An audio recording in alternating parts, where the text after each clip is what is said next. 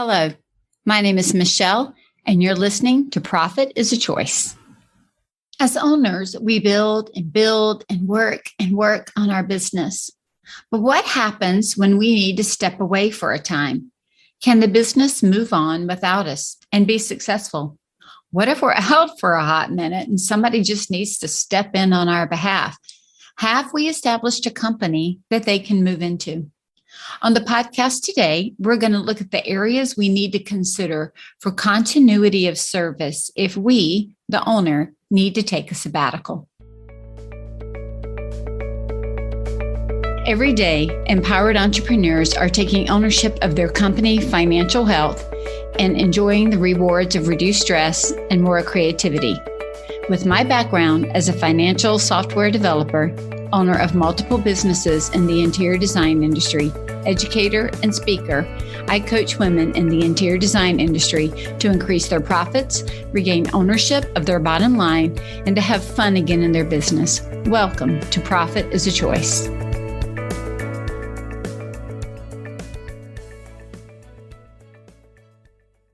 Years ago, my health hit an all-time low. I've shared some of that on the podcast with the origin story and actually sprinkled throughout other episodes. I had not yet started this coaching firm, but I did have multiple other businesses that I was running. And thankfully, I had partners in almost all of those companies. And so I wasn't alone doing anything. And so when I had to step away for a few months to have surgery and go through my own recovery, others were able to quickly fill in where I could no longer participate. Fast forward 6 years, and it was time for my husband and I to update our wills since our children were now grown men. And as part of that, and looking at our personal state of affairs, we made time to meet with our financial advisor, our accountant, our bank officer, and our attorney. We had all new papers drawn up to represent not only our life at that particular time, but to also represent the change in tax laws that had taken place from the time that we drew up those prior documents, which was when our kids were just born. Shortly after that, the pandemic began just 2 years later, and having updated documents really brought us a big sigh of relief because we started watching people that we knew become very impacted in their ability to go to work or do their job or run their company. You know, some were either ill, the company was shut down, and sadly, some didn't make it. They succumbed to COVID. And so one of the first things my husband and I did at that point was we thought, okay, we need to start documenting everything that we know for each other, because there are areas of our life where my husband manages. For example, he manages our family finances and investments and insurance and those kinds of things. I manage all of the business side of that. And so we each had pieces to the overall puzzle that's our life together. And so we decided to go back through our documentation and to write everything down and to make sure that we had that. This year, our family was hit with an unexpected health crisis right as we crossed into 2022.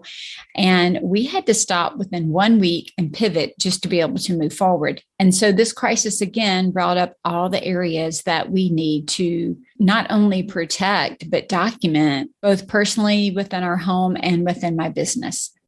And so here are some of the things that we did to allow for continuity of service for our family and for my business when we only had 4 work days to be ready for surgery, a week in the hospital, and then months of recovery. First, we had to mentally make peace with the fact that we were both going to be out of the office. Me for a minimum of 1 week and my husband for months.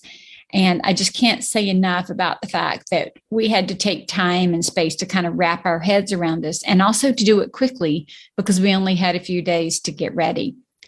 Because wrapping our heads around that gave us permission to ask for help or assistance that we may not have really thought that we needed if we thought we were going to get back to work quicker. I'll give you an example. During Christmas break, every year, I create this long list of items that I just know I'm going to get done, and I never get them done. And if I just made peace with the fact that my body is so exhausted by the end of the year that I'm going to spend my time resting and sleeping, I wouldn't make a ridiculous list. Well, In this particular moment, we couldn't make a ridiculous list of things that we thought we could get done when the truth of the matter was we were not, our focus couldn't be there. Our focus had to be on health and on hospital care and things that were of much higher importance. And so we just didn't need to fool ourselves about that. And we're usually the type of people, which my guess is most of us are, we like to jump in and help others. But this was the time that we had to step back and allow others to jump in and help us. The second thing we did was we reviewed the medical documents that we have. So yes, a couple of years ago, we had them redone. I think it was around 2018, 2019. And so because of that, it gave us an opportunity to sit down and say, okay, are we still there? We're just a few years outside of that. Are these still valid? Is it still what we want? Our hospital and our surgeon both asked us to bring copies of medical power of attorney, healthcare directives, and some other documents as well that we might need when undergoing a major surgery. And so thankfully, we had them all. We reviewed them. They were still up to date. We pulled them and made a copy to take with us. Thankfully, we never needed them, but it's always great to have it if you do need it. If you have not done this alone, please consider putting it on your short list of things to do this year. The third thing we did was we looked at our home needs. We were both going to need to be totally away from our home for at least a week. We have 2 really small dogs, like 4 and 5 pounds with really small bladders, and we knew that they needed care.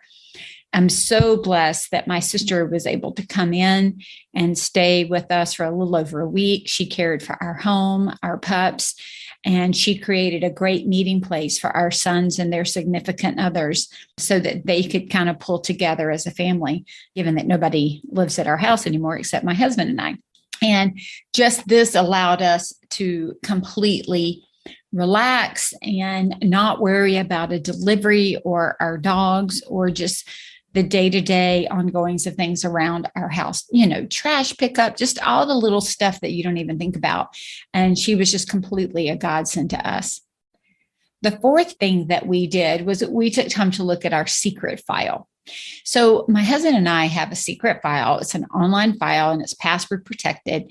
And in it, we have all of the logins and all of the passwords and all of the details, names, phone numbers, everything that we have and do in our home is in that file. You can consider it a mini home SOP. It's our operating procedures around here. And so we sat down and logged in and reviewed that document together to see if we needed to update or add anything. It also includes things as our home bill pay schedule, retirement information, savings information, insurance, whatever we think we need to run our home is in that file so that we both have access to everything. The fifth thing we did was we called our financial advisor and our accountant to let them know what we were facing, what was getting ready to come our way, in case I had to call and get help or have access to something for our life or in my husband's care. So that was just really important for us to let our kind of family team members know where we were and what was happening. We then turned to look at my business. I have a similar business file, the secret file that like we do from a company perspective. And my husband has access to that in case our roles are ever reversed, in case I'm the one out of commission for an extended period of time.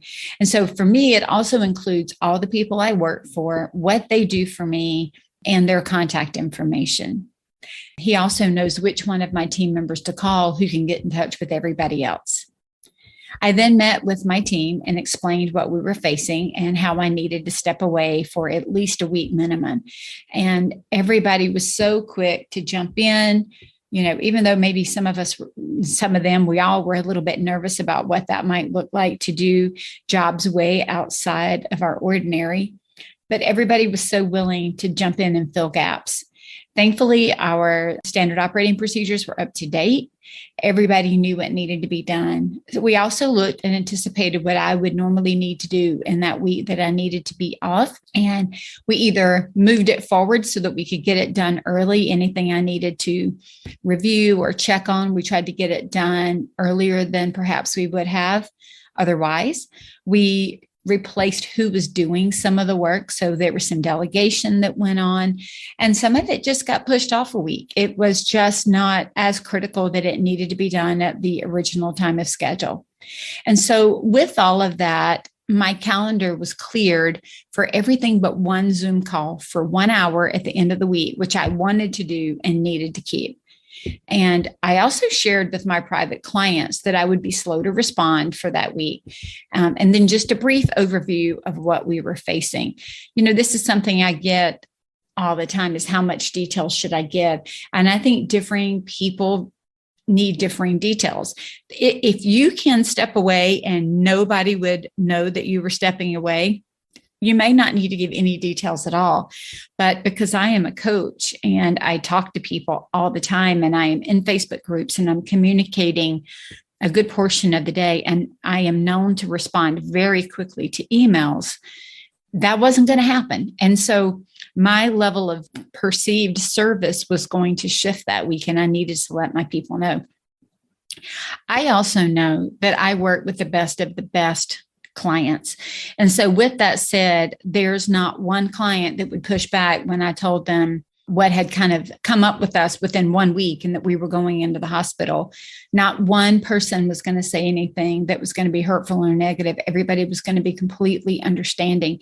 And I know that because that's the people that I have chosen to work with. And so I felt very safe sharing what was happening so that I could also share the lessons that I was learning.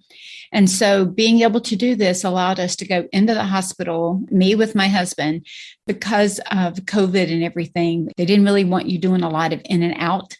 And so I went into the hospital with him on a Tuesday when he had surgery, and I stayed with him until he came home at the beginning of the next week.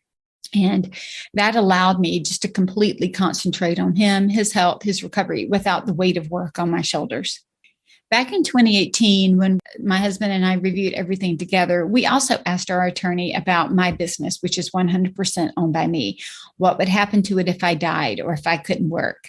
And so we made a plan to make sure that it would pass along to my husband so that he could make the determinant next steps. We didn't want it, hanging out and having to be determined by somebody else what was going to happen to the business while we had clients sitting there. We also realized at that time that nobody else had access to my bank accounts but me. And so we went to the bank and put my husband on all of my bank accounts. I have more than one, but Profit First, so that he could access the money and make decisions if for some reason I could not. And so consider who might need to do that for you. It could be a spouse, it could be a friend, it could be your financial person, your accountant, or a trusted employee. But somebody needs to know how, in an emergency or incapacitation, to get to the details that keep a company going. They also need directives on how and when to shut it down or sell it. I've been asked on more than one occasion how to price items in a business for sale when the business owner has passed away and a spouse or a child had to make some really tough decisions. The more you can document and share appropriately before you need the information, the better off you'll be. While we only had a few short days to get our affairs in order, I just cannot imagine what that would have been like if we had not recently completed meeting with our attorney, having updated papers drawn up. We'd already met with our banker and our accountant and our financial advisor. And so everything was able to be pulled together easily without additional stress. Trust me, we had enough stress with what we were facing, and we certainly didn't need or want an added stress of not having paperwork, emails, or passwords to allow our home, our family, and my business to continue. None of this is meant to scare you, but to prepare you. And I truly believe that preparation is key to success. We prepare to meet our clients. We prepare to give a design plan. We prepare to hire. We prepare to run our day-to-day. But do we adequately prepare to step away, to have a health crisis, and to need assistance in some way? I've done it both ways, prepared and not prepared.